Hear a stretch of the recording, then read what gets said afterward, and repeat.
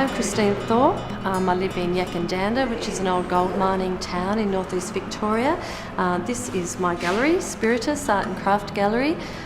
This has been a dream of mine for a long time to open this, but more importantly, it was open because of a need in this village to have a space where artists and craftspeople could really show off their creativity and their talents. Yackandandah is only a small village really. There's only probably about 1,200 to 1,400 people here, but for some unknown reason it seems to attract a lot of artists and a lot of craftspeople here.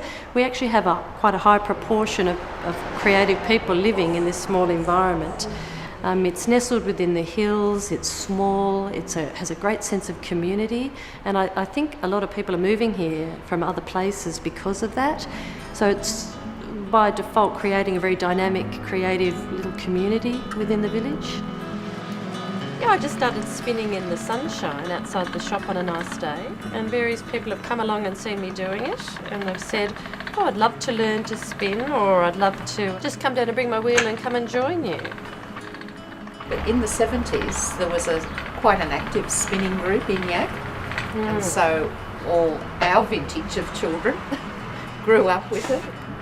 When the penny first drops, that you created a yarn, and then out of the yarn you can make a garment, and you actually see a garment that you can't go and buy in the shop, but if you needed it, you go and buy it. It's such a revelation, isn't it?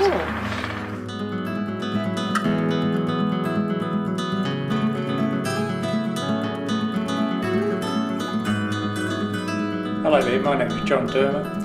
I grew up in Melbourne in the 50s and in the 60s did some formal training at art school.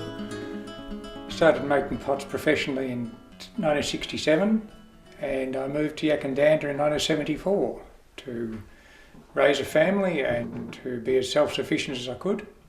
I have an annual show every year. This year I celebrate my 33rd annual show, and it's a good impetus for me to continue working and striving to make pots that are hopefully a little bit better than the year before.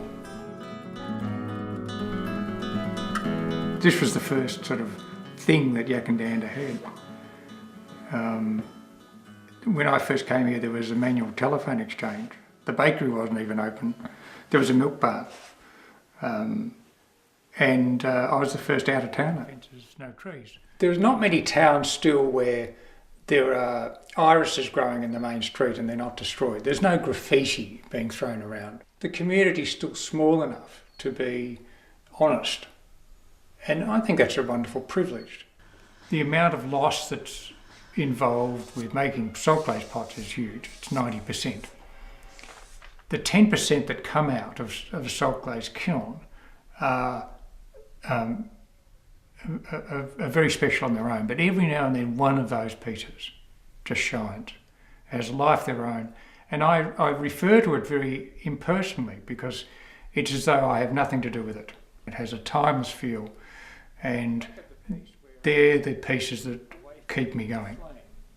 Every now and then one of those pieces comes out, and that's what's important. If I can get 2 or 3 magic pots a year, I feel I'm really blessed.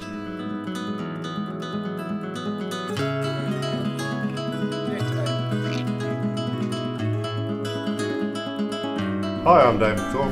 We're here in Yackandandah in my workshop. My passion is building guitars. Been building guitars for about 8 years now. Just make a whole range of different instruments, predominantly electrics. And love using Australian timbers. I think that Australia's got some fabulous species of trees that just make wonderful instruments.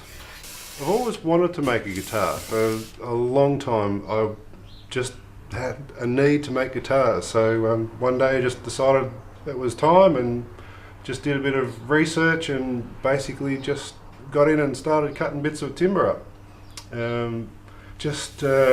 Finding my way as I go, essentially. So it's a skill that you pick up as you go, and each one gets a little bit better. It's really the combination of music and working with wood. I've played guitar on and off for a long time, but I think making a guitar is really an extension of of that. To play an instrument that you've made just gives you so much a better connection with the music and what you're playing. I've made about a dozen instruments, as I said before, predominantly electrics. It takes me quite a long time to make a guitar, given that I work full time as well, so this is very much a part-time passion.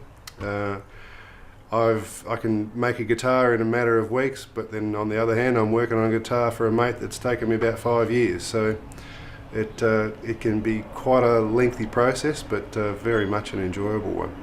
I suppose in the end it's really about making instruments that suit other people, that give them the ability to take their passion in terms of playing to a new level.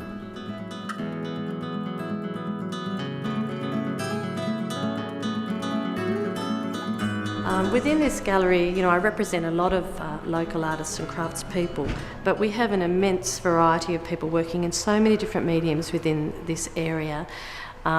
People that are age 80 plus through to young jewellery makers that are just kind of young pups getting into the field. We have artists working in pastels and paints and multimedia. We also, in the craft line, we have potters, jewellery makers, we have people working in timber, in glass, in a lot of textile, really creative textile stuff going on. I'm Jan Clements. We actually moved to Yackandandah 25 years ago. We decided we'd had enough of Melbourne, and luckily a gallery here which had been started was available, and we took that over, and that's how we sort of earned our living for a number of years. I've always been interested in three-dimensional, making three-dimensional things, but a lot of it was figures and toys and things.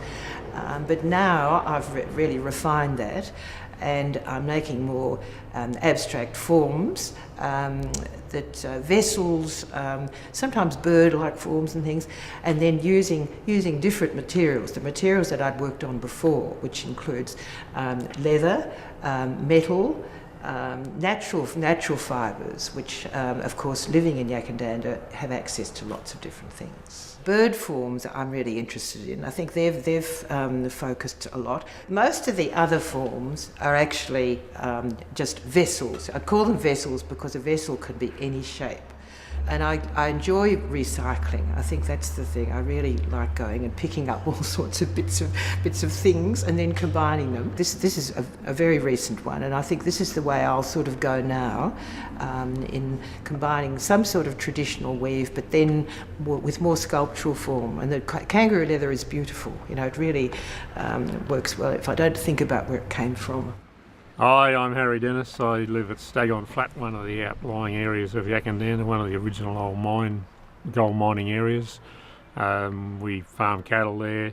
I'm a retired pharmacist of 40 years, and I needed something different, so I took up wood turning it's become my passion. Making large platters. I've got a lathe that I imported from England that will turn a 6-foot diameter platter, so I can turn, quite a lot of wood that's 300 or 400 millimetres in diameter. And if you get a big burl in one of the yellow boxes or the Outback Mallee ones or those, you get a magic piece of wood when you finish it. But I also enjoy doing very tiny things, making jewellery and making miniature items. One of the competition entries I've been involved in has to fit in a 50 millimetre cube, so it has to be very fine work as well. The International Wood Collectors Society is an American organisation of which there's an Australian chapter, and as a member of that, members collect wood in all different species and different types, and my friend Doug Molson and I are members of this, and we chose to display our items as little vases. So we make individual vases of varying woods, Acacia carniorum, which is a purple wattle, spotted gum, which is just one of the normal gums that grow, and then we display those at home in a case or take them with us. The other item I've got here is a competition piece from the Australian Wood Turning Exhibition in Melbourne, which is called a trembleur. It's made out of one piece of mulga, and the stems are around about 2.5 millimetres, and the object's on the 30 millimetres in diameter, and it actually vibrates if you touch it gently. If If you touch it very rougher than that, of course, it may well fall over and break. It's about a month to make an item of that size. Another sort of aspect to this gallery really is the space next door, and that's operated by a friend of mine, Kel Barton.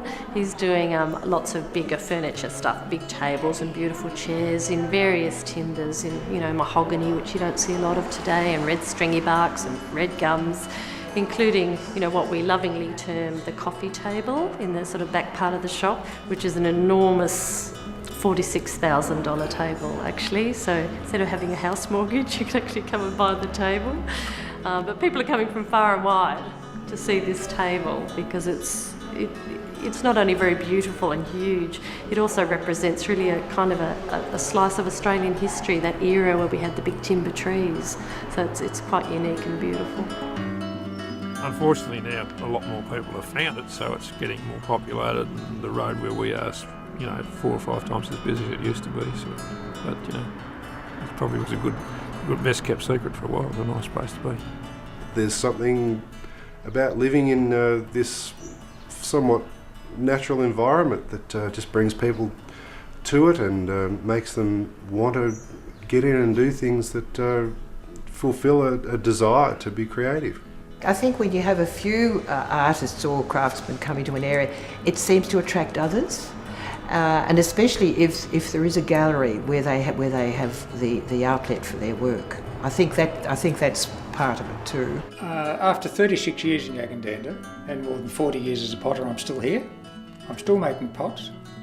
I still enjoy the valley very much, and there wouldn't be a day that goes by that I actually don't take photographs, and especially of the valley. Sun sets here, sun rises. It is a magic place to live.